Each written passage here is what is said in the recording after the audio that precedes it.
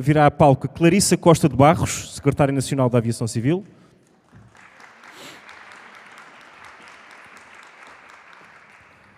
Larissa Oliveira Rego, Diretora da Agência Nacional... Exatamente.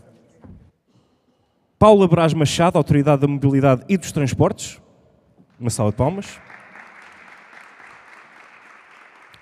Ricardo Rivero Ortega, Professor da Universidade de Salamanca. Tiago Chagas Fernstein, Diretor-Presidente da ANAC. Guilherme Teo Rodrigues da Rocha Sampaio, Diretor-Geral da Agência Nacional de Transporte Terrestre. E, por fim, Isabela Polinário, Vogal do Conselho de Administração da ERSE.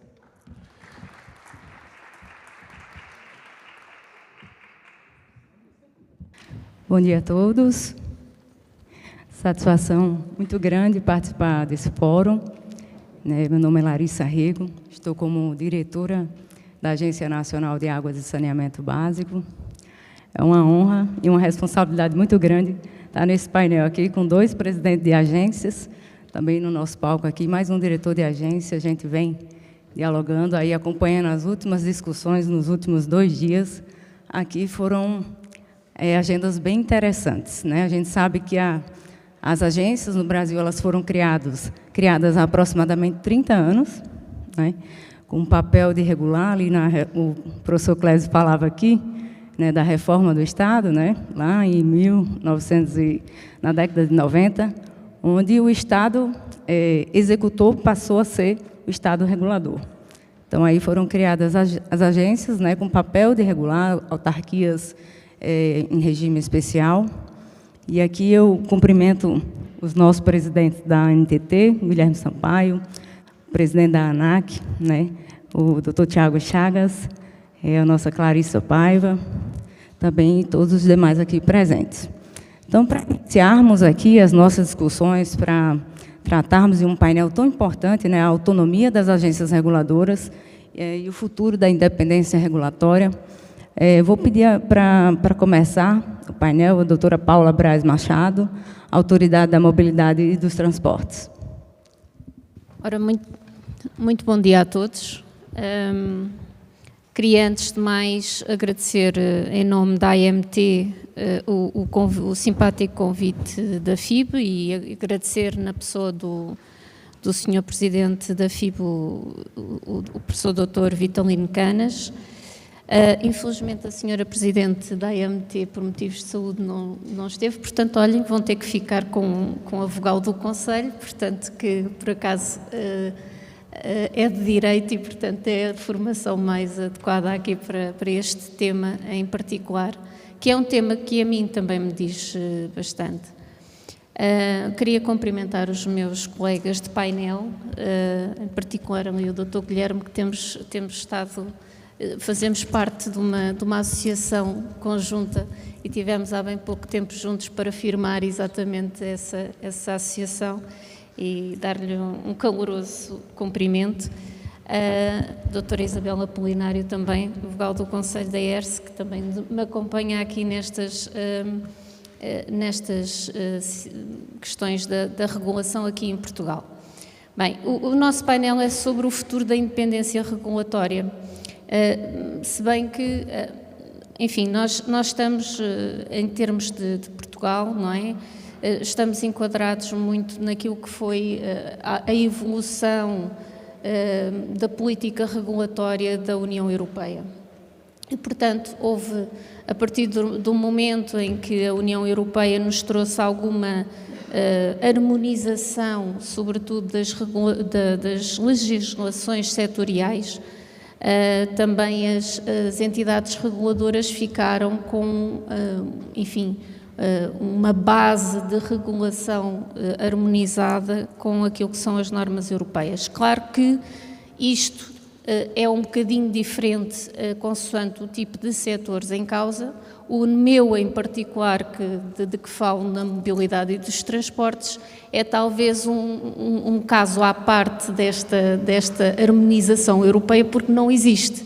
Porquê? Porque o modelo de regulação das entidades reguladoras dos transportes é um bocadinho diferente de país para país. Há países onde inclui a aviação, em Portugal isso não acontece, existe uma entidade reguladora para a aviação civil e depois os outros modos de transporte, portanto estamos a falar de ferroviário, rodoviário e marítimo ou portuário, fica com a entidade reguladora AMT, a Autoridade da Mobilidade e Transportes. Portanto, temos aqui uma situação também um bocadinho diferente de outras situações.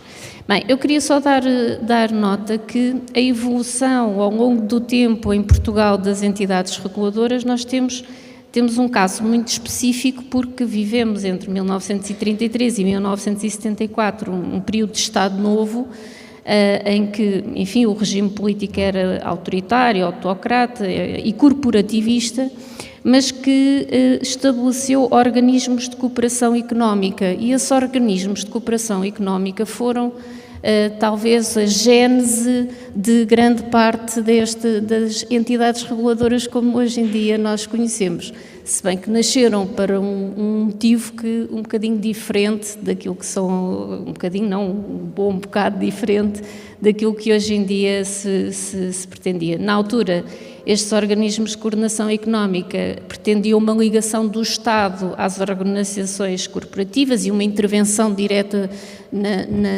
no próprio comércio, nas próprias atividades económicas. Portanto, estes institutos, sobretudo os institutos, deram depois lugar a figuras que permaneceram no regime português e que se foram transformando, portanto, muito ligadas sempre à parte setorial. Portanto, não existia uma entidade, a partir dos anos 70 e 80, passa a existir uma entidade mais transversal, a Autoridade da Concorrência, mas o gênese da Autoridade da Concorrência, que hoje à tarde estará cá o Sr. Presidente também, irá-vos falar dessa entidade, mas sobretudo é o gênese das entidades setoriais e, portanto, tivemos essa história que depois, lá está, foi-se modificando juridicamente também a figura destes organismos, passando a ter cada vez mais autonomia administrativa, sobretudo, ainda com grande dependência do Estado, em termos orçamentais e financeiros,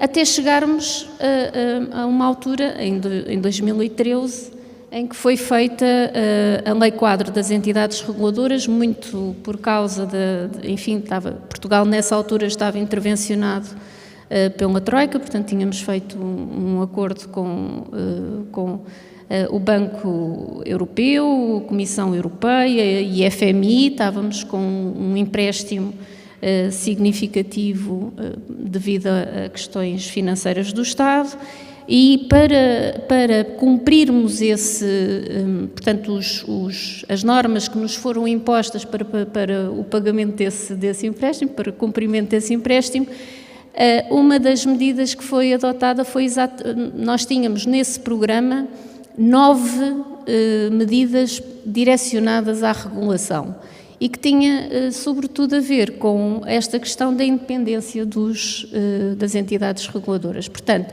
acabar com as amarras que ainda existiam, mesmo depois de processos de privatização da economia, etc., acabar com grande parte das amarras que ainda existiam de ligação portanto, ao Estado e da intervenção do Estado direto na economia. Portanto, 2013 é, de facto, quando é criada a Lei Quadro das Entidades Reguladoras, que nós chamamos assim, embora, enfim, tem contornos jurídicos um bocadinho diferentes, e onde, enfim, se transformam alguns destes institutos públicos em entidades com maior independência, e onde foi criada a Autoridade da Mobilidade e Transportes, da qual pertence, que é a entidade reguladora mais nova em Portugal. Fez agora em 2025 10 anos. Pronto, este é um bocadinho o caminho que nós seguimos. Só para dar também aqui um bocadinho o panorama português. Agora, independência. Porquê é que a independência é um elemento-chave para as entidades reguladoras? Porque as entidades reguladoras ficam aqui no meio de dois tipos de influências, que é, por um lado, o poder político, enquanto formulador de políticas públicas, e, por outro lado, temos os grupos de interesses dos regulados. Portanto, as entidades reguladoras ficam aqui, enfim, com no meio destes dois grupos de poder. E, portanto, a independência é fundamental para a atividade das próprias até mesmo para o próprio funcionamento do mercado. Esta independência é fundamental. Isto porquê? Porque se as entidades reguladoras quiserem interferir na atividade, enfim, do próprio mercado, necessitam de estar libertas quer das amarras, enfim, do poder político, quer das amarras das próprias empresas reguladas, dos interesses dos regulados. E, portanto, a independência vai ser necessária para fundamentar este regime de regulação que se foi criando e que existe, enfim, em termos europeus. A independência em relação às entidades reguladas, o que é que garante? Garante que as entidades tomam decisões, ações, mesmo que sejam omissões, portanto, decisões ativas ou não é? Que não beneficiam determinadas empresas, não têm em conta os cidadãos e os consumidores, porque nós nunca nos podemos esquecer que o chapéu das entidades reguladoras é sempre o interesse público e, portanto, a liberdade, a independência também é necessária para exercer exatamente sobre enfim, quer-se atendendo ao poder político, quer aos interesses das entidades reguladas, exercer esse interesse público e poder defendê-lo. E também para que não haja benefício de uma empresa em detrimento de outras. Portanto, uma existência de garantia de equidade. A independência das entidades reguladoras leva a que os próprios regulados sabem que não vão ter um tratamento diferenciado, sabem que vai existir uma equidade no tratamento. Portanto, é necessária essa independência também para isso. Então, e se faltar a independência? Não é? Portanto, então se acontecer, o que é que acontece? Bem, então se faltar a independência temos aquela figura que todos nós, enfim, que trabalhamos com e que estamos no âmbito da regulação, detestamos, que é a captura regulatória, não é? Portanto, se falhar essa independência, nós, por um lado, podemos ter a captura regulatória, no fundo, os regulados capturarem o regulador, não é? Ou então termos uma politização, que é a intervenção excessiva, e novamente uma intervenção quase que direta, do poder político sobre a atividade das entidades reguladoras. Portanto, posto isto, enfim, quanto tempo tenho, não sei muito bem. Acho que mais uns 2 minutos. Pronto. Existem vários critérios de independência, não é? Portanto, existem uma série de critérios de independência e a literatura académica geralmente refere 2 tipos de independência, que a independência in books, ou de direito, e a independência in action, enfim, a independência de facto. Eu, enfim, para trazer aqui uns indicadores que fossem mais ou menos consensuais, trouxe os indicadores de Fabrício Gilardi e Martino Maggetti, que nós em Portugal também já utilizámos, por exemplo, num dos estudos feitos sobre a própria regulação em Portugal, foram utilizados estes parâmetros, um estudo de 2023 da Fundação Francisco Manuel dos Santos, que é bastante até citado, E estes indicadores que são propostos por estes dois autores são indicadores que têm uma dimensão relativamente ao Estatuto do Presidente e ao Conselho de Administração, depois têm enfim, uma série de casos relativamente a esta parte, e depois tem também sobre a independência financeira, portanto, padrões de independência financeira e padrões de independência administrativa. Se ocorresse aqui estes indicadores, nós veríamos que, em termos de direito, a nossa lei-quadro quase que, diria, enfim, consegue ter aqui uma grande cobertura destes padrões de independência. Portanto, a lei-quadro veio, sem dúvida, trazer essa parte. Agora, o problema estão com os padrões de independência de facto. Porquê? Porque estes têm que ser vistos de uma forma, por uma entidade terceira, ou seja, tem que ser alguém independente que o veja. Quais é que são as maiores questões aqui? Quer face ao poder político, quer face às entidades reguladoras.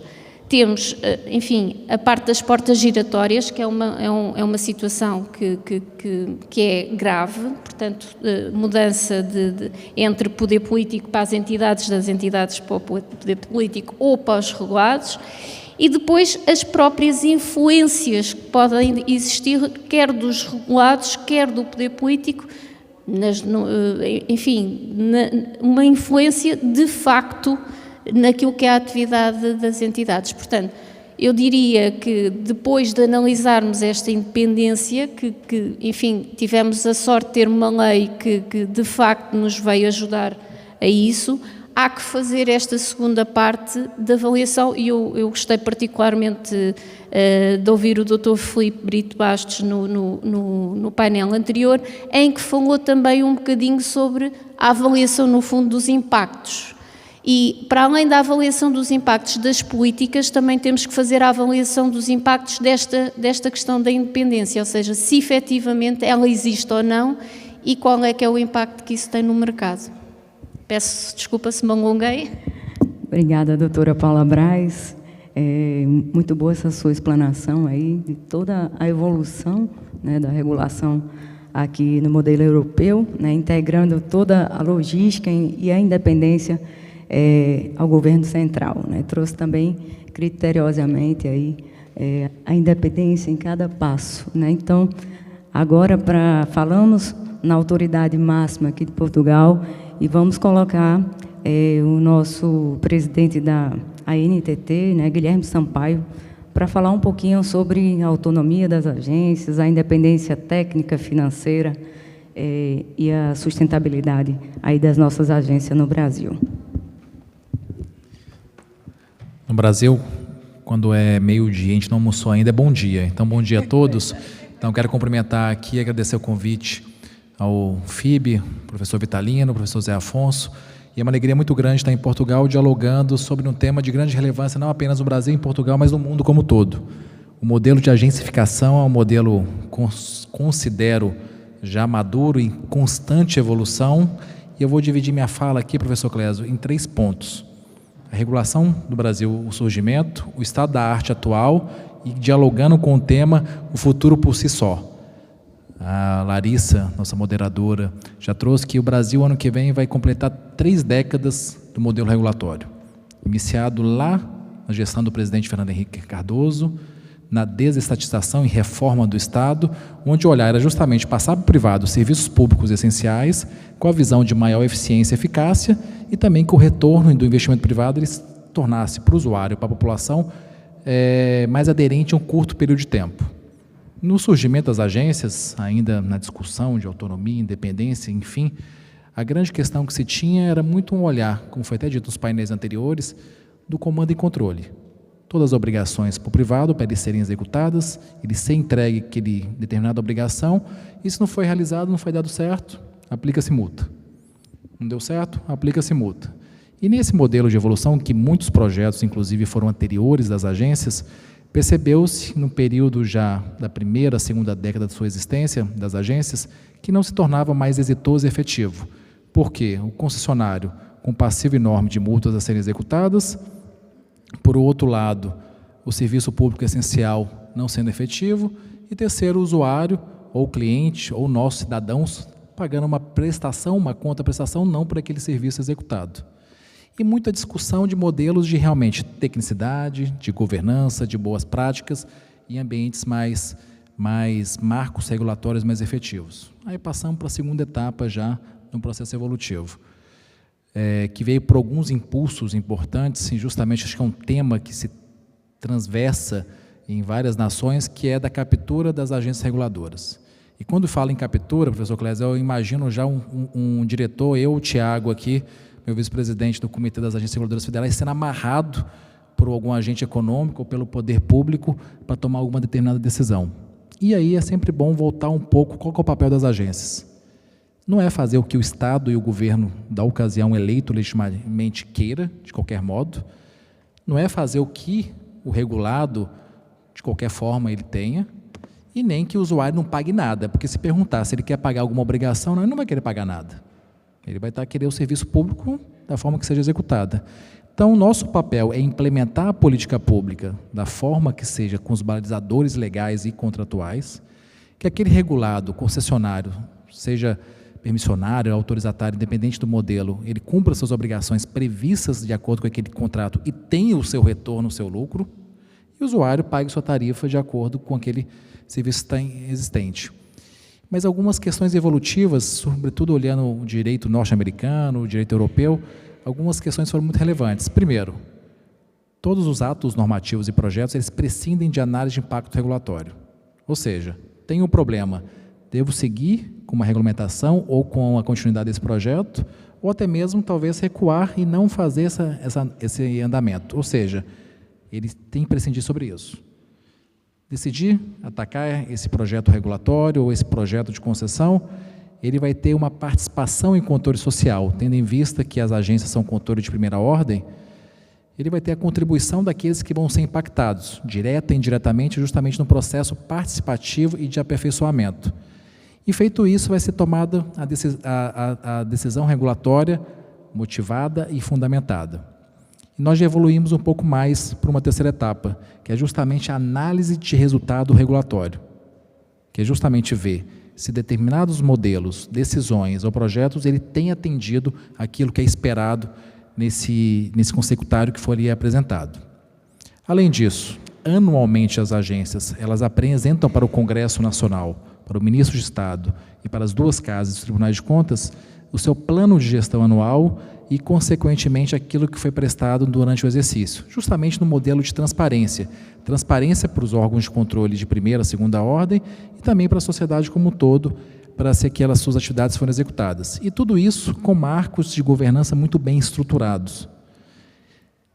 Mas aí a gente está num desafio que no Brasil, inquestionavelmente, nessas 3 décadas, nós temos autonomia decisória, autonomia administrativa, mas é uma coisa que me causa perplexidade, justamente depois nós fundamos neste ano, com a presidência da Autoridade de Mobilidade e Transportes, o Fórum das Agências Reguladoras de Língua Portuguesa, é que o Brasil é um dos únicos ou um dos poucos que nós não temos autonomia financeira.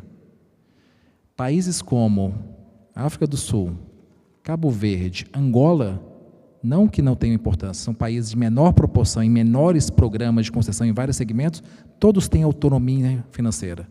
Seja autonomia financeira com orçamento próprio, com capacidade de negociação com a própria Secretaria de Orçamento e que faça a sua gestão financeira. Então, quando a gente fala que realmente nós temos marcos claros de como deve seguir o processo regulatório, marcos claros de como os dirigentes devem entender critérios prévios para a sua escolha, mas que, por outro lado, agências que são eficientes e muitas delas superavitárias, por outro lado, elas não têm a sua própria capacidade de gestão do seu orçamento. E, com isso, você vai ver comprometido a sua autonomia administrativa e, consequentemente, a autonomia decisória. Então, nessa reflexão que eu pego, e olhando para a regulação do futuro, nós falamos no painel anterior de sandbox regulatório, regulação por incentivo, tecnologias, regulação responsiva, tudo isso num ambiente de melhoria para a experiência para o usuário, mas que é necessário. Nós, num ambiente de rede de cooperação, enfrentamos aquilo que é primordial. A parte também da autonomia financeira das agências reguladoras, que podem vir comprometer um cenário auspicioso e de estabilidade, segurança e previsibilidade que investidores têm acreditado e investido no Brasil, em detrimento de políticas públicas que devem ser revisitadas e implementadas. Para o Brasil, que está na vanguarda de várias matérias regulatórias, legislativas e tecnológicas, e não fique à margem de um tema aqui primordial para a estabilidade e maturidade de um modelo que, inquestionavelmente, é a presença do setor privado em entregar políticas públicas eficientes. Obrigada. Obrigado, diretor Guilherme. Importantíssimo, né? E só complementando aqui a fala, aproveitando o ensejo, né? E aproveitando também o Tiago, a chave da independência é o nosso sistema financeiro, né? É uma chave onde a gente vai garantir uma boa prestação de serviço, onde a gente vai garantir a modicidade tarifária, onde a gente vai realmente aí impactar a sociedade. Muito obrigado pelas suas palavras. Para darmos continuidade, eu vou pedir que o professor Ricardo, da Universidade de Salamanca, Ricardo Rivera, possa fazer as suas contribuições. Muito obrigado. Bom dia. Disculpen que me exprese en español, porque mi portugués no es muy bueno, aunque lo entiendo. Quiero agradecer a los organizadores del FIBE la oportunidad de venir a esta Academia de Ciencias de Lisboa. Enhorabuena por el éxito de la convocatoria, presidente, y gracias por poder aprender de mis compañeros de panel. En este lugar está el espíritu de José Bonifacio de Andrada, que era amigo del fundador de la Academia, y es el arquetipo humano del buen regulador y del buen servidor público. ¿Cuál debería ser el futuro, el mejor futuro de las entidades reguladoras? Pues que lean la biografía de Bonifacio de Andrada y aprendan de él. Que aprendan de un hombre que se formó, que comprendió la ciencia de su tiempo, que aportaba sobre mineralogía y sobre economía y que contribuyó al desarrollo de Brasil desde Portugal más que nadie después. Aunque otros políticos contemporáneos hicieron una gran labor en la Constitución Económica brasileña. Bueno, yo voy a intentar ofrecer algunas ideas sobre el futuro de la independencia de las entidades reguladoras en el contexto de la relación Mercosur-Unión Europea, Brasil-Europa, que es el del foro, desde la perspectiva española, y lo voy a centrar en un área de común interés, que es la regulación de la inteligencia artificial, ya que en Brasil se está regulando la inteligencia artificial, en parte con una mirada hacia el modelo europeo, el Reglamento Europeo de Inteligencia Artificial, con unos parámetros similares, y creo que esa experiencia regulatoria de la inteligencia artificial en aspectos concretos, como la transparencia y la accesibilidad del código fuente de las aplicaciones de inteligencia artificial, nos permite comprender hacia dónde va el futuro de la independencia de las agencias regulatorias. Es difícil hacer pronósticos sobre el futuro, decía Mark Twain. Es difícil hacer pronósticos y, sobre todo, es fácil equivocarse cuando uno hace pronósticos sobre el futuro. Pero hay algunas técnicas distintas a la bola de cristal, porque no tenemos una bola de cristal, pero hay algunas técnicas que nos permiten saber cuál va a ser el futuro. Una básica es recordar el pasado, porque lo que ha ocurrido en el pasado, sin duda, va a volver a ocurrir en el futuro, especialmente en el comportamiento humano. Y también es importante, ayuda, conocer bien las tendencias presentes. Para saber cuál es el futuro de la independencia regulatoria, tenemos que recordar el pasado de la independencia regulatoria y conocer las tendencias presentes de la independencia regulatoria. En el pasado, la independencia regulatoria siempre ha estado amenazada por la política. Siempre. Siempre la política ha intentado ocupar la independencia regulatoria. Esa es la razón de ser del nacimiento de las entidades regulatorias, pero cuando una entidad regulatoria, una agencia regulatoria, se ha opuesto al criterio estratégico de la política, siempre ha perdido la partida. Ese es el pasado. Y bueno, si tenemos en el presente, por ejemplo, el dato del intento de destitución de la vicegobernadora de la Reserva Federal en Estados Unidos, que no es un caso menor, pues comprenderemos que lo que ocurría en el pasado, exactamente lo mismo, sigue ocurriendo en el presente.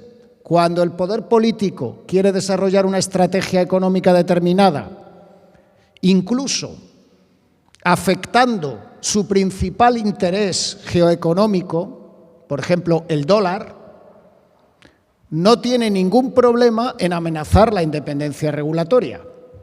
Se ha cuestionado la independencia regulatoria de la Reserva Federal en un momento crítico y la única barrera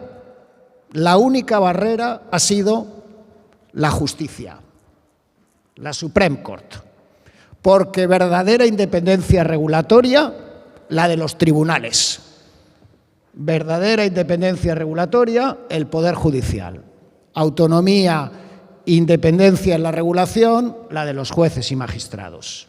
Sin un Poder Judicial independiente, las agencias regulatorias independientes no podrían mantener sus garantías, en mi opinión. ¿Cuál va a ser el futuro de la independencia regulatoria? Si queremos mirar hacia el futuro, pues todo el mundo dice que el futuro es la inteligencia artificial. Porque la inteligencia artificial va a tener un efecto transversal sobre muchos sectores económicos, todos los sectores económicos. La regulación europea y la regulación brasileña de la inteligencia artificial no pone mucho interés por la independencia de las agencias regulatorias de la inteligencia artificial. El modelo de supervisión europeo no dice que la agencia tenga que ser muy independiente. Y la experiencia española de creación de una entidad regulatoria nacional demuestra que no hay ningún interés por la independencia. Porque la presidencia de la agencia de supervisión corresponde a un secretario de Estado, un alto cargo del gobierno, y la dirección la pone el gobierno. Entonces, si la agencia regulatoria del sector económico más importante en el futuro es elegida por el gobierno y dirigida por el gobierno, ¿dónde está la independencia regulatoria? No creo que vayamos a vivir un futuro muy prometedor en lo que se refiere a la independencia de las entidades regulatorias. Por otro lado, hay que comprender que las entidades regulatorias de la economía no pueden separarse de los intereses estratégicos nacionales y regionales en sectores que son fundamentales, los transportes, la energía, las telecomunicaciones. Entonces, ¿cuál es la garantía de que vaya a haber una regulación técnicamente fiable para los operadores económicos? Pues esa garantía nos la ofrecen los jueces, porque es el Poder Judicial el que, cuando se producen intromisiones políticas sobre la regulación, termina marcando los límites de esa injerencia política. Pero el problema de las intervenciones judiciales, y termino ya con esto, es que los jueces no comprenden siempre las circunstancias técnicas de la regulación. Ha ocurrido en España con una sentencia sobre el acceso al código fuente de las aplicaciones de inteligencia artificial. El Tribunal Supremo Español ha dicho que las aplicaciones de inteligencia artificial que utiliza el poder público deben ser transparentes. Pero no es eso lo que dice el Reglamento Europeo. El Reglamento Europeo no dice que el acceso al código fuente sea posible en todo caso, ni creo que deba ser tampoco la regulación brasileña. Entonces, una agencia regulatoria podría ofrecer un equilibrio más adecuado entre la transparencia y la protección de los derechos de los operadores económicos desde un conocimiento técnico del sector. Al final, la buena regulación, desde mi punto de vista, va a depender de una colaboración fructífera entre las agencias regulatorias y el Poder Judicial. porque lo único que nos queda verdaderamente independiente en el Estado de Derecho son los jueces. Gracias.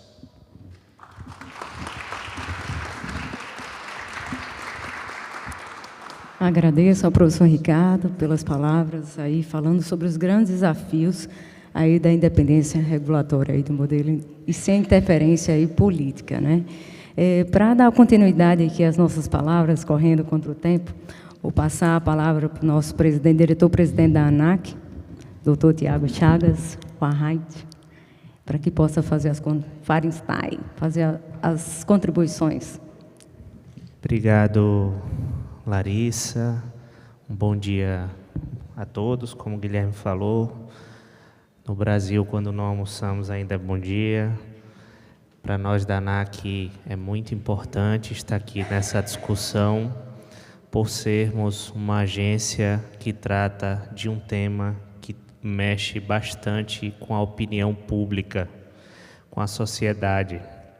Qualquer tema da aviação civil é um tema que pode provocar tanto uma alegria popular muito forte, como uma revolta popular muito forte. E como já foi dito pela colega Paula aqui no painel, eu acho que tem que ficar claro que o papel das agências reguladoras, o trabalho das agências reguladoras é para a sociedade, via os seus regulados. Na aviação civil, nós não estamos trabalhando para os aeroportos, não estamos trabalhando para as companhias aéreas ou para a aviação geral. Nós estamos trabalhando, a ANAC especificamente, pela sociedade brasileira, utilizando, fiscalizando, certificando os nossos regulados. Mas para que a gente tenha essa autonomia e essa independência, alguns pontos são muito importantes de se frisar, especialmente nesse setor que eu já falei, que mexe muito com a opinião pública. O primeiro é que a ANAC, por exemplo, é a única agência reguladora do Brasil que tem que seguir as normas e preceitos internacionais estabelecidos por uma agência vinculada à ONU, que é a OACI, a Organização de Aviação Civil Internacional. Existem normas internacionais de aviação e temos que seguir essas normas internacionais, porque um avião ele não pode decolar de um país sobre uma regra e pousar em outro país sobre outra regra. Existem acordos internacionais que são celebrados entre países para regular esse transporte internacional. Esses acordos, chamados acordos de serviços aéreos, são acordos onde, por exemplo, o Brasil e Portugal estabelecem quantas rotas cada país vai ter, quais são as normas alfandegárias, como será tratado, vistos, uma série de coisas são postas nesses acordos e nós temos que cumpri-los. Liberdade tarifária, enfim. E para que a gente possa cumprir esse acordo, cumprir essa agenda técnica estabelecida por esse organismo internacional, a autonomia ela é muito importante. No Brasil, a gente tem um grande problema pelo setor mexer tanto com a opinião pública, do governo, às vezes o Congresso, querer criar leis que se sobrepõem à regulação. E isso fere a autonomia diretamente. Nós estamos passando agora no Brasil por um processo de discussão com o Congresso Nacional, que não era nem para existir essa discussão pela autonomia e independência da agência sobre bagagem despachada. Então, a gente discute um aspecto técnico, um aspecto que é regulado por uma norma internacional com o ente político, que é o Congresso Nacional e o governo brasileiro. E como a gente resolve isso? E, ao meu ver, complementando o que o meu presidente do COAF, que é o nosso Conselho das Agências Reguladoras Federais, o Guilherme, falou, é muito fácil eu ter autonomia, eu ter independência, sem eu conversar com o governo. A melhor forma de você não ser dependente, de você não ter que se submeter a determinada regra, é eu não falar. Mas o brilhantismo da condução, da diretoria, da gestão de uma agência reguladora é como eu dialogo com o governo e, mesmo assim, eu imponho um respeito técnico para que ele não invada a minha competência. Esse é o grande desafio das gestões das agências. É assim na ANAC, tenho certeza que é assim na NTT, na ANA. Esse é o grande desafio, como eu continuo dialogando. E eu preciso dialogar com o governo. Porque eu gosto de fazer a comparação com os nossos filhos em casa, quando os nossos filhos estão mal comportados, nós dizemos o seguinte: enquanto eu te sustento, enquanto você está debaixo do meu teto, quem manda aqui sou eu. As regras são minhas. Então imagine para o governo que ele diz o seguinte: agência, você não tem autonomia financeira, quem dá o seu orçamento sou eu. Então, como quem dá o seu orçamento sou eu me vejo no direito de influir na sua ação. E a gente precisa quebrar esse conceito, precisa se blindar desse conceito. É saber dialogar com o governo e dizer: governo, nós, agência reguladora, e vocês como agentes públicos, temos o mesmo dever, atender a sociedade brasileira. Todos nós fomos postos aqui pela sociedade brasileira, pela sociedade como um todo, pela sociedade internacional. Então, já que o objetivo é comum, vamos trabalhar cada um dentro das suas competências. O governo dentro da sua competência política e a agência dentro da sua competência técnica. Mas é muito importante que se estabeleça esse canal de diálogo. E, também fazendo analogia às nossas casas, às nossas famílias, a gente consegue nos estabelecermos institucionalmente para que sejamos voz técnica, criando respeito. Temos que criar respeito dentro do governo, respeito técnico, para que o governo sempre ouça o que as agências reguladoras têm a falar, principalmente quando o tema a ser debatido em projetos de lei, seja em discussões políticas, sejam temas que entrem no escopo da regulação e da atuação das agências reguladoras. Temos que também fazer com que o governo entenda a importância que as agências têm para a sociedade. E para que isso tudo funcione, nós temos que ter no nosso lado, que esse é um desafio muito grande para o setor de aviação civil, nós temos que ter a sociedade do nosso lado. A sociedade tem que entender o porquê da ANAC, o porquê da ANTT, o porquê da ANA, porque o regulado ele entende o porquê. O regulado ele sabe exatamente para que essas agências existem. Mas e o meu beneficiário, que é a população? Ele sabe para que a agência existe? Por que ela está ali? Que no caso da aviação civil, a ANAC está ali para garantir segurança operacional, para garantir liberdade tarifária, melhores preços, práticas internacionais, segurança nos aeroportos. Será que a população sabe disso? Porque se ela souber e ela estiver do lado das agências reguladoras, elas serão a arma para que as agências tenham a sua autonomia e independência. Então, já pensando em futuro, eu acredito muito que o futuro é a agência mais próxima da sociedade, Guilherme. É a agência que se comunica, onde a gente traduz a linguagem técnica, que sabemos falar muito bem, numa linguagem que a população entenda. Para quê? Para que quando essas pautas, que são nossas, técnicas, virem pautas políticas, a própria população levanta o dedo e fala: epa, não, Esse assunto aqui é da agência reguladora, não é de vocês.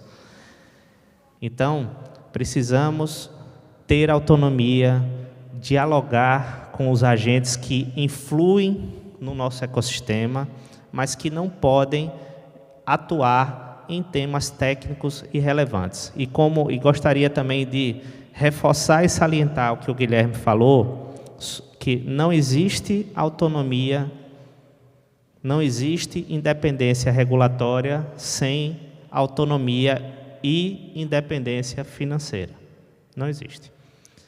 Temos que trabalhar cada vez mais mecanismos para que as agências reguladoras tenham sua autonomia, sua independência financeira e para que esse canal de diálogo com o governo, a teoria do relacionamento com meu pai que me sustenta, isso se acabe. E isso no Brasil precisa ser feito urgentemente. O setor de aviação civil, ele sofre constantemente. A gente teve uma decisão ontem do ministro Dias Toffoli suspendendo todas as ações judiciais contra companhias aéreas no Brasil. Senhores, o Brasil concentra mais de 90% das ações judiciais contra companhias aéreas do mundo, sendo que nós respondemos apenas por 3% do tráfego aéreo mundial. Isso é uma distorção jurídica gigantesca. E a discussão é, o que é que prevalece? É o Código Brasileiro de Aeronáutica, é a Resolução 400, que é da ANAC, ou é o Código de Defesa do Consumidor? O que prevalece? Então, veja, são dois instrumentos técnicos jurídicos que regem, ou teoricamente regem, o mesmo tema. O que prevalece?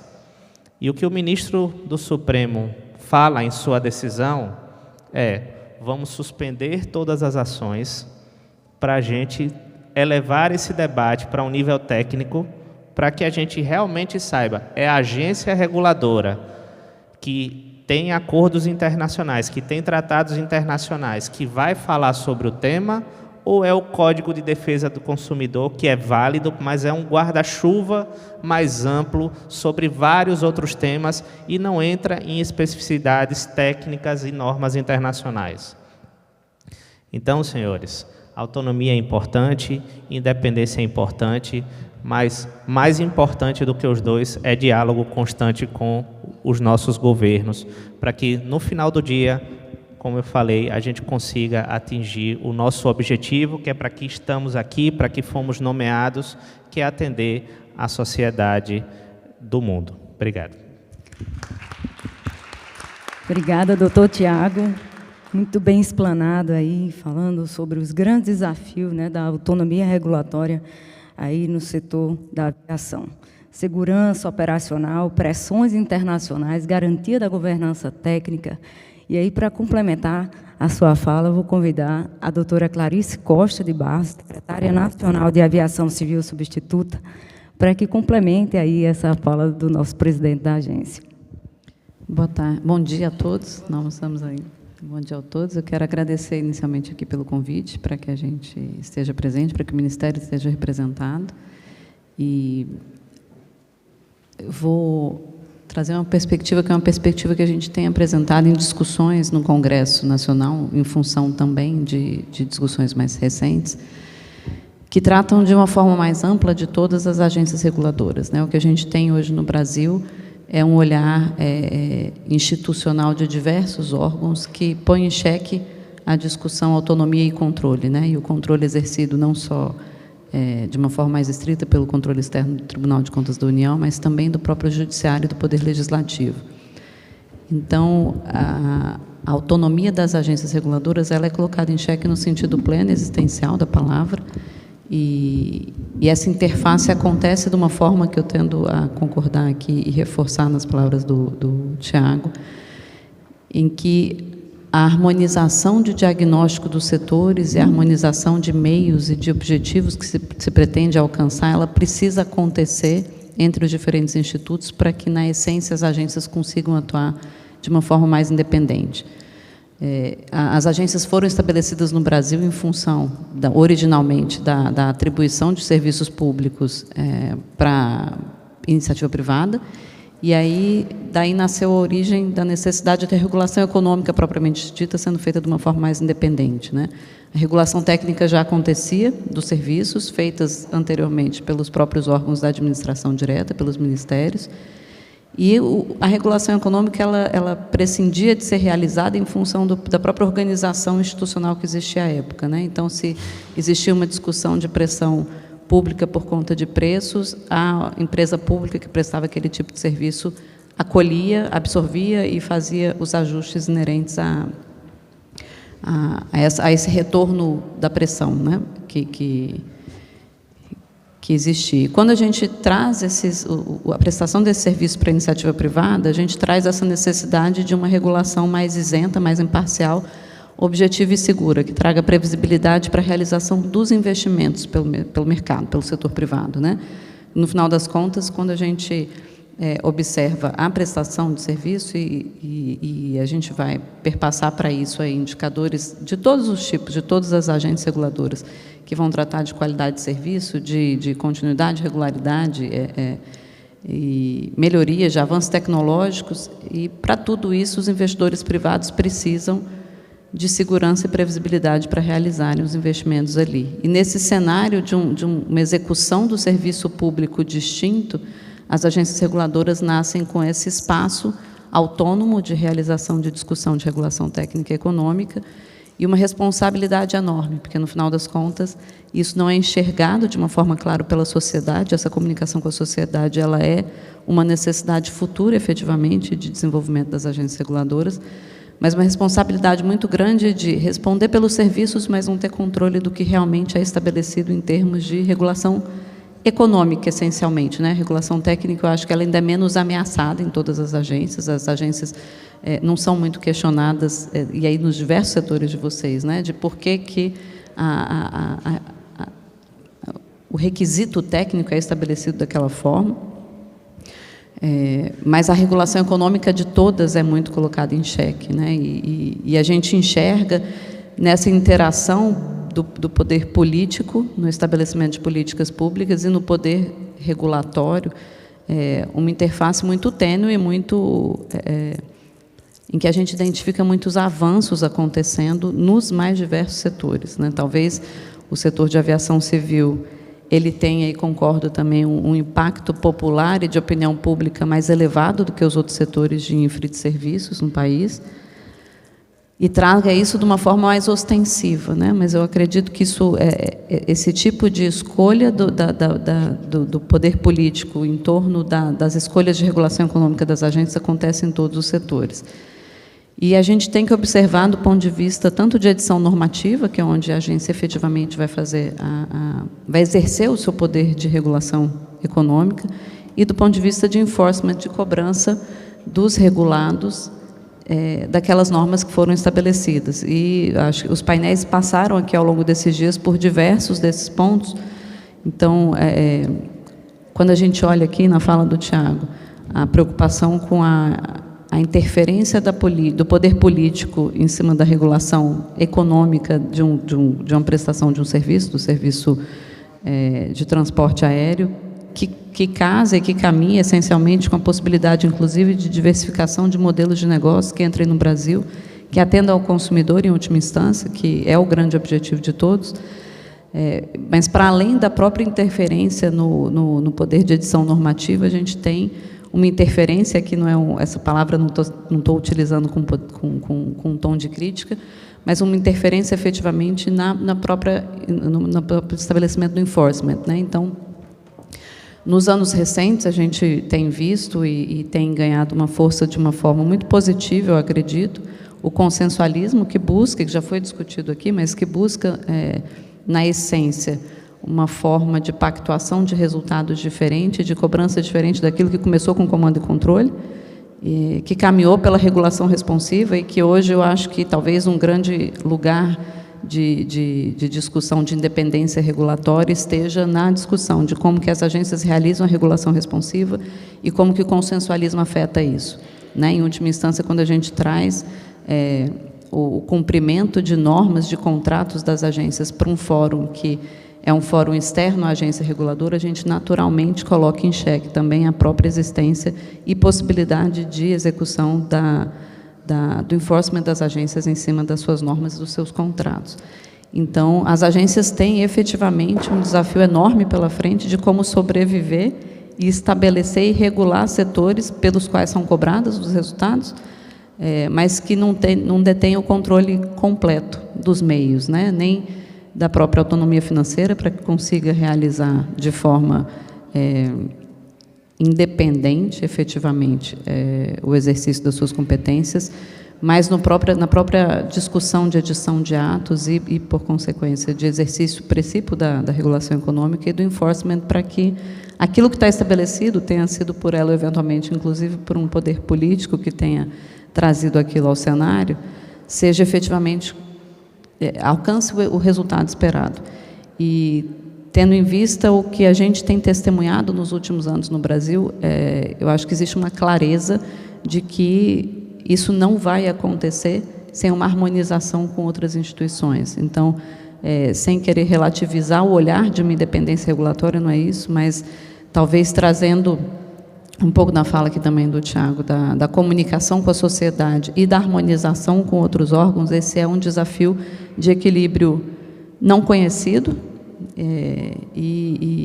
mas que necessariamente vai ser transitado aí por todas as agências, algumas em maior, outras em menor grau, dependendo do apelo político, apelo popular das matérias com que tratam, mas, naturalmente, a administração direta tem um poder, e aqui estou representando a administração direta, né, nesse painel, tem um papel muito relevante, que eu entendo e que o Ministério entende que vem no sentido de apoiar o trabalho das agências reguladoras, e assim a gente tem se manifestado nas audiências públicas que a gente tem sido chamado para compor,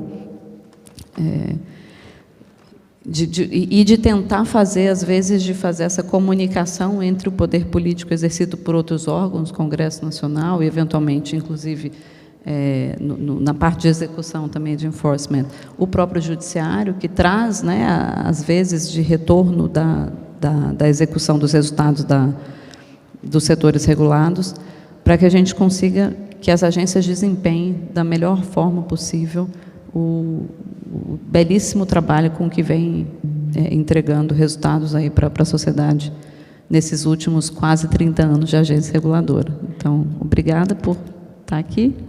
Obrigada, doutora Clarissa Costa. A aviação que é altamente internacionalizada, e aqui ficou uma mensagem muito forte aí do diretor Tiago, né? Como garantir a segurança com os organismos internacionais, blindar a área técnica, a governança técnica, né? E prestar um bom serviço à população. Então, são grandes desafios, e a Clarissa implementou aí como vamos entregar uma boa política pública, né? Como que vamos implementar aí a prestação desse serviço aí para a sociedade. Então, para complementar aqui já nosso último, depois vamos abrir algumas perguntas aqui que eu tenho para debate. Vou passar a palavra para a doutora Isabel Apolinário, vogal do Conselho de Administração da AES. Com você as palavras, doutora. Muito bom dia a todos. Muito obrigada também à FIB pelo convite para estar aqui, é um prazer, e dar também os parabéns pela iniciativa.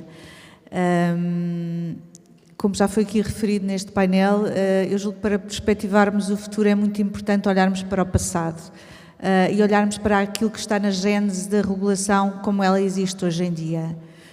Nós estamos aqui a falar essencialmente de regulação económica, numa perspectiva económica, a sua gênese, olhando àquilo que as entidades reguladoras económicas são hoje em dia, olhamos ali na Europa, para os anos 80, 90, em que houve um movimento de liberalização, um movimento a nível europeu, de liberalização e privatização das empresas de serviços essenciais como a energia elétrica, por exemplo, mas também de comunicações e da água, dos transportes, e, portanto, houve esse movimento de liberalização e de privatização, do unbundling de empresas verticalmente integradas, separando as atividades que são monopólios naturais e sujeitando-as à regulação, das atividades que são concorrenciais e que podem ser abertas à concorrência. Isso justificou as entidades reguladoras setoriais como as conhecemos hoje em dia. Na Europa, o primeiro pacote legislativo da área da energia advém de 1996, que é as diretivas do setor elétrico, e em 1998 do setor do gás. Esse foi o primeiro pacote legislativo que visa a criação do mercado interno de energia e que, no fundo, visa também a liberalização, que prevê o unbundling das empresas verticalmente integradas. Para as entidades reguladoras é particularmente importante na área da energia, o segundo pacote da energia, ou seja, porque é aquele em que formaliza a criação das entidades reguladoras nacionais a nível europeu. E, portanto, esse pacote é crucial para as entidades reguladoras de energia a nível europeu.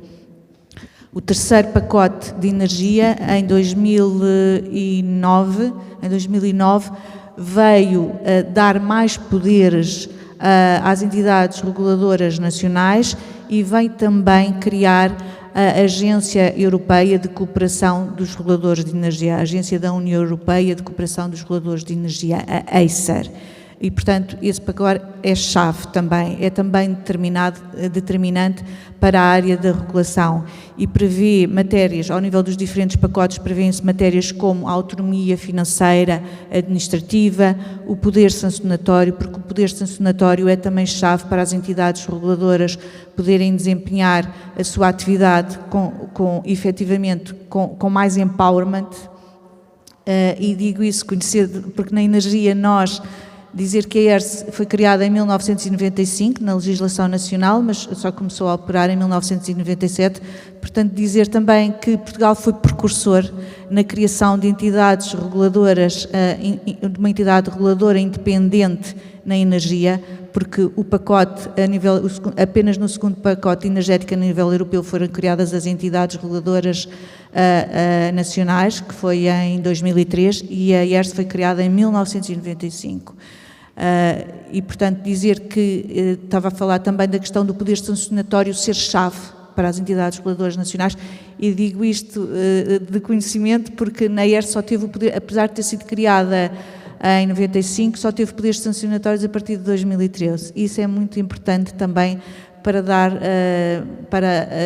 o regulador poder desempenhar a sua atividade com independência. Dizer que as decisões da ERSE apenas podem ser contestadas em tribunal. Dizer que esta independência que nós tanto advogamos, os reguladores, e que é crucial para podermos desempenhar a nossa atividade, também nos traz responsabilidades acrescidas, porque o regulador também tem que prestar contas. E, portanto, é extremamente importante que o regulador também seja escrutinado. E, de alguma forma, a independência é também garantida pela nomeação dos membros do Conselho de Administração. Em Portugal, os membros do Conselho de Administração das entidades reguladoras são nomeados pelo Governo, mas há um escrutínio prévio pela CRESAP e pelo Parlamento. A CRESAP é a entidade que faz o recrutamento, é uma entidade independente que faz o recrutamento dos altos dirigentes da administração pública e, portanto, essa questão é também muito importante. Podemos discutir se deverá haver o terceiro poder político também a intervir nesta decisão, ou seja, o Presidente da República. Esta é também uma discussão que também pode ser tida. Em relação ao escrutínio, que é importante ser feito, dizer que ao nível da ERSE, portanto, e aquilo que fazemos é, todas as nossas decisões são sujeitas a consulta pública ou consulta de interessados, todas as nossas decisões e todos os nossos instrumentos de gestão são publicados no site de internet da ERSE, ou seja, quando estou a falar dos instrumentos de gestão, estou a falar do plano plurianual de atividades e financeiro, que é um plano que fazemos para 5 anos e é um plano que sujeitamos também à consulta pública.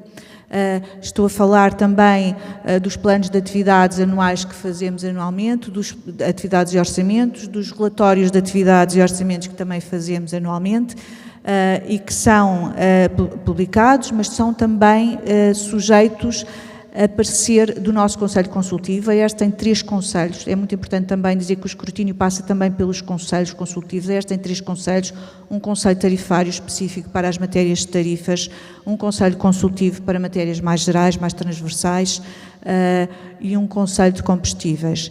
E, portanto, esse escrutínio é também feito por esses conselhos e o escrutínio em relação aos relatórios de atividades e em relação também aos planos de atividades e orçamento é também feito pelo poder político, ou seja, nós temos que submeter quer o plano de atividades e orçamento, quer o relatório de atividades aos membros do Governo responsáveis pela área das finanças e da energia e também submetemos o relatório de atividades à Assembleia da República. Dizer que este escrutínio aqui também pode ser apontado como o calcanhar daqueles. Ou seja, pelo menos o Governo, ou seja, o relatório de atividades e o plano de atividades tem que ser aprovado pelo Governo. Isso coloca aqui questões. Formalmente, até hoje, sempre foram aprovados, nunca houve qualquer questão. Se a aprovação não for feita no prazo de 60 dias, há uma aprovação tácita, um diferimento tácito. Dizer também que a não aprovação tem que ser devidamente justificada, ou seja, ela só pode ser, a não aprovação só pode ser fundamentada com base em ilegalidades, com base em prejuízo do interesse público ou prejuízo dos interesses da ERSE, ou se houver um parecer negativo do nosso Conselho Consultivo, porque os nossos relatórios de atividades e plano de atividades são sujeitos a parecer quer do nosso Conselho Consultivo, quer do Fiscal Único da ERSE. Portanto, há aqui um grande escrutínio, mas também há matérias que podem levar a suscitar questões efetivas da independência, esta questão da aprovação por parte do Governo dos relatórios de atividades e dos planos de atividades. A independência financeira é fundamental, como aqui foi dito, é fundamental. A ERSE tem essa independência financeira, portanto, não depende do Orçamento de Estado, depende de recursos próprios. Posso dar o exemplo na área de energia, quais são os nossos recursos. Nós fixamos as tarifas de acesso às redes, quer para a eletricidade, quer para o gás natural, e aí há uma pequena percentagem dessas tarifas de onde vêm os fundos, parte dos fundos da ERSE. Em relação ao financiamento da área de combustíveis que regulamos, vem através de taxas que são cobradas aos operadores de combustíveis. Temos também, como temos poder sancionatório, temos também coimas e 40% das coimas aplicadas pela ERSE revertem também para a ERSE. Os restantes 60% revertem para o Estado. Dizer também aqui que há se calhar aqui um aspecto em que a independência financeira da ERSE não é total. Os nossos saldos de gerência, ou seja, aquilo que não gastamos anualmente, a legislação diz que revertem às tarifas do setor elétrico, mas para reverterem de novo às tarifas do setor elétrico tem que haver uma autorização do membro do Governo responsável pela área das finanças e do membro do Governo responsável pela energia, ou seja, aqui há de alguma forma um pequeno beliscar também nessa independência financeira. Também estamos sujeitos ao escrutínio do Tribunal de Contas, como todas as entidades públicas administrativas, e, portanto, isso também nos parece correto. Sobre o futuro, há aqui matéria, existe também um Conselho de Reguladores de Energia Europeu, que é uma associação formada por todos os reguladores de energia, e estamos a fazer um estudo sobre a independência das entidades reguladoras. Estamos a avaliar diversos aspectos e, curiosamente, portanto, como eu falei logo no início, toda a regulamentação europeia que legitima a existência de entidades reguladoras nacionais independentes. Apesar disso, cerca de analisámos 28 países europeus. Nestes 28 países, 18 reguladores de energia dependem financeiramente do Orçamento de Estado. 9 deles dependem na totalidade do Orçamento de Estado e os outros 9 só dependem parcialmente. Ou seja, isto é um beliscar também na independência, que apesar de haver um quadro europeu bem legislativo forte. Apesar disso, mesmo na Europa, com este quadro regulamentar, existe aqui algum beliscar ainda também dessa independência. Outra questão, vivemos muito recentemente uma crise energética, iniciou-se no final de 2021 e perdurou durante o ano de 2022. Esses são momentos em que a independência dos reguladores pode ser colocada em chave. Porquê? Porque há aspectos em que os governos tendem a intervir. Têm a tentação de intervir e houve muitas medidas em alguns países em que houve intervenções do governo ao nível das tarifas. Os reguladores foram também mandatados para fazer determinadas atividades que não estavam inicialmente previstas, sem mais recursos, quer financeiros, quer recursos humanos. Os recursos humanos são chave, como aqui foi dito já hoje também. Ou seja, nós precisamos ter um quadro altamente especializado e é muito difícil competir efetivamente com as empresas do setor que, a nível salarial, pagam bastante melhor que os reguladores. E, portanto, os recursos financeiros são também chave. Só dizer outro aspecto também já vivemos cativações, até por causa das intervenções que existiu em Portugal, e isso é também prejudicial à regulação independente. E por último, para terminar, é chave para o futuro a cooperação entre reguladores setoriais, cada vez mais ao nível da energia, com a transição energética. Por exemplo, posso dar aqui o exemplo da mobilidade elétrica, é chave a cooperação entre a AMT e a IERS. E, portanto, isto aplica-se também a outras áreas, como a área das águas, a área das comunicações, e, portanto, terminava aqui a minha intervenção. Muito obrigada pelo convite. Obrigada, doutora Isabel. Pessoal, antes de fechar aqui, abrir para perguntas, né, eu queria só aproveitar o ensejo e falar um pouquinho do papel, cumprimentar a nossa diretora-presidente Verônica Sanches, que também vai participar do próximo painel, à tarde. Dizer um pouquinho que a Ana também, o Tiago falava muito aqui, o diretor-presidente da ANAC, né, dos serviços prestados, da segurança técnica. A Agência Nacional de Águas, a diretora Verônica sempre usa essa palavra, essa frase, e é importante, né, regular um bem, né, que é a água, né, é bem mais complexo do que a gente possa imaginar. A Agência Nacional de Águas, ela tem esse papel, né, tem atuado em 3 eixos principais, né, na atuação, na regulação e na gestão dos nossos recursos hídricos, também para implementar. Então, aí eu vou complementar a fala da doutora Isabel, né, de trazer aí os usos múltiplos, mas também a agricultura, a energia, né, o setor da indústria, a navegação, né, também. Desde 2010, atuamos na fiscalização de barragens, né, um grande desafio. O Brasil tem mais de 5.000 barragens, então, o Brasil é quase um continente, né, em extensão territorial, a gente sabe a complexidade. E também, nos últimos 5 anos, professor Clésio, a gente vem atuando no setor de saneamento básico, né, a gente vem editando normas do setor de saneamento básico.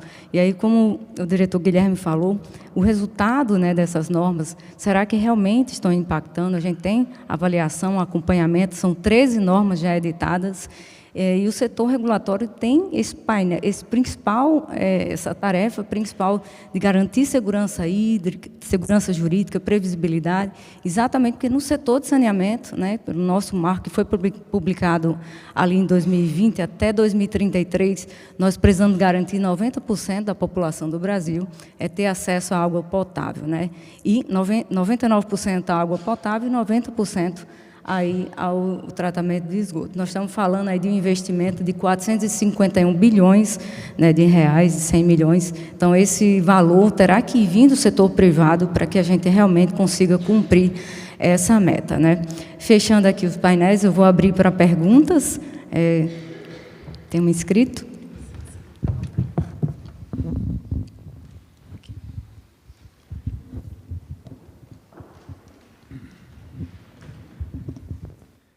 Bom dia a todos. Bom dia. Não almoçamos ainda, então é bom dia. Eu queria direcionar a pergunta para o doutor Guilherme, mas acho que a doutora Larissa e o doutor Tiago também podem colocar. Sobre a questão da independência financeira, a gente tem um exemplo no Brasil hoje muito simbólico com relação ao que foi dito.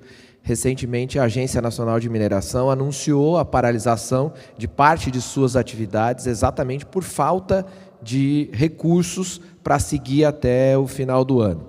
Sem entrar no mérito, evidentemente, do porquê isso aconteceu, mas, doutor Guilherme, pegando os exemplos europeus principalmente, como a gente poderia tropicalizar essa forma de independência financeira e aplicá-los na realidade brasileira? Emerson, excelente. Acho que são 3 caminhos. Primeiro, até do ponto de vista orçamentário, o professor Zé Afonso tem muito mais propriedade para isso. Primeiro é evitar bloqueios e contingenciamentos dos orçamentos. Se pegar no último exercício, que foi este, nós tivemos 34% linear. E qualquer bloqueio, contingenciamento linear, qualquer doutrina econômica sabe que ele é ignorante. Segundo, suplementação por si só. E o terceiro caminho, não depender do orçamento público. É o financiamento privado público das agências reguladoras. Como algumas aqui já expuseram, com taxas e verbas que já são implementadas, que elas sejam utilizadas para custear a prestação realmente dessa atividade de serviço público essencial. Então, nós percebemos que o mundo todo, seja o modelo europeu, que a gente tem muita conexão, inclusive nesse trabalho de rede que foi trazido aqui, a gente tem feito nesse fórum das agências reguladoras de língua portuguesa e nacionalmente também, nos permite trazer o que a gente pode já fazer no Brasil. Nós não queremos participar do bolo que tem do orçamento público federal que está tão comprometido, mas sim o financiamento natural, privado, público, que isso já possa existir e não seja direcionado para o Orçamento Geral Único da União. Obrigada, doutor Guilherme. Mais alguma pergunta? Não? Pessoal, eu gostaria de fazer somente mais 2 perguntas, uma para o doutor Tiago e uma para a doutora Paula, só para a gente fechar aqui o nosso quadro. E aí, doutora Paula, eu queria saber como enxerga, né, como a autoridade aqui de Portugal, vocês têm assinado um acordo aqui com o Brasil, como vocês enxergam o futuro da autonomia regulatória em um mundo onde políticas públicas precisam ser cada vez mais responsivas e rápidas? Bem, a área da mobilidade e transportes, como eu comecei por dizer, está ainda um pouco diferente, por exemplo, da aviação, onde existe aqui uma série de normas internacionais que já são muito fixas e que balizam a regulação económica, a parte da regulação económica. Nós ainda na mobilidade e transportes ainda temos, mesmo até aqui em diferença também para a parte da energia, temos essa questão, ainda temos muito para andar relativamente à regulação económica, porque são, vamos lá ver, são 3 setores dentro de um setor, como eu costumo dizer, porque estamos a falar de rodoviário, ferroviário, marítimo ou portuário. Portanto, temos essa diferença e, portanto, ainda temos esse caminho para percorrer. Agora, tenho que, sem dúvida, concordar também com o professor, quando diz que nós continuamos a ter, embora exista independência, a regulação é feita maioritariamente por legislação e depois é que temos a soft law, que são e os nossos regulamentos, etc. Portanto, em situações de crise nós vamos ter sempre a nossa independência, também em risco. Não falámos aqui, mas, por exemplo, no tempo do Covid verificámos isso em Portugal. Portanto, enfim, em vários setores houve esse abismo da intervenção do Estado ser feita, enfim, com bons motivos, é verdade, mas essa intervenção foi feita e, sem dúvida, que a independência fica enfim, beliscada, vamos assim dizer. Em relação ao futuro, bem, nós temos aqui um grande desafio que vai um bocadinho ao encontro daquilo que também falava há pouco relativamente à captura. Os nossos regulados, por força desta grande inovação tecnológica que estamos enfim, podíamos chamar nova revolução tecnológica, não é? Estão, de facto, a avançar muito mais rapidamente do que qualquer regulador. Uma das questões mais que nos dava também muita força relativamente à independência era uma independência técnica à prova de bala, ou seja, as entidades reguladoras sempre tiveram uma independência técnica, porque tinham quadros efetivamente superiores relativamente à parte técnica. Qual é que é o desafio? O desafio é que os nossos regulados estão hoje em dia muito mais rápidos do que as entidades reguladoras e, portanto, isso é para mim um risco de captura e, portanto, pode ser efetivamente uma das situações que pode levar a isso. Agora, sem dúvida nenhuma que continuamos a ser promotores das políticas de interesse público, sobretudo, e defensores dos consumidores e de cidadão, e, portanto, esse também faz parte da nossa competência, enfim, e pode ser um dos nossos trunfos também para continuarmos a fazer um trabalho na sociedade, não é, com esta intervenção.